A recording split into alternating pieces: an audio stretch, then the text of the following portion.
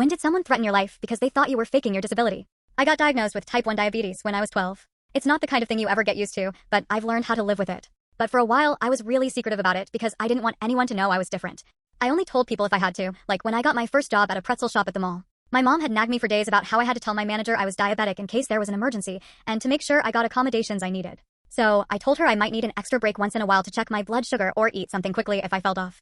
I sped through the whole explanation as quickly as I could because I could already feel my cheeks turning red, and I just wanted this conversation to be over. But my boss stared at me with this look, like I just told her I expected to be paid for doing nothing. She said, "Oh, I didn't realize you were one of those TikTok girls." I said, "Excuse me." And she said, "Seems like everyone's got a little condition these days." I had no idea what to say, so I didn't say anything, but work was awkward every day after that. Anytime I pulled out a granola bar from my bag, I could feel her eyes on me. If I stepped into the back to check my monitor, she'd follow 5 minutes later and say something like, "Everything okay, Your Highness?" Then she'd tell me the schedule was tight and maybe I could be less needy. I started skipping blood sugar checks and even missed an insulin shot one time because I didn't want to be seen as weak. Then one day, I came in for my shift already feeling shaky. My blood sugar levels had been iffy all day, and I'd been trying to stabilize them. I asked if I could take my 15-minute break a little early so I could adjust my insulin, and my boss immediately sighed. She said, "You know what? No need. I brought you something sugar-free to help get your energy up." She held out a coffee cup. I asked her what was in it, and she said, "No sugar." "I made sure," she said, smiling like this was a favor. "Just drink it." I hesitated. Something felt off, but I didn't want another lecture.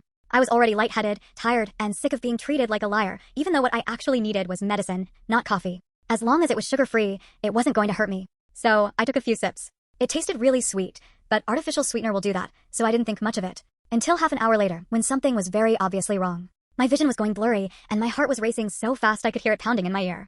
I tried to count the steps to the back room to keep me conscious, but the numbers kept slipping out of my head.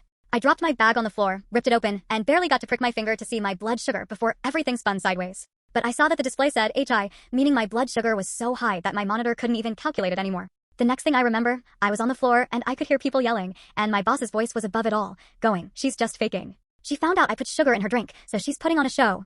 I managed to communicate to my coworker that I needed my insulin and gave myself a shot by the time the paramedics got there. They asked me what happened, and I told them about the drink that was supposedly sugar-free. They stared at my boss, and she sputtered out, "I just wanted to show everyone that she was faking, and if she drank sugar without knowing it, then nothing would happen." The paramedic practically yelled, "Does this look like nothing to you? Her levels are over 400. You could have ended her life." She just scoffed and muttered something about how I'd been causing drama since I got here.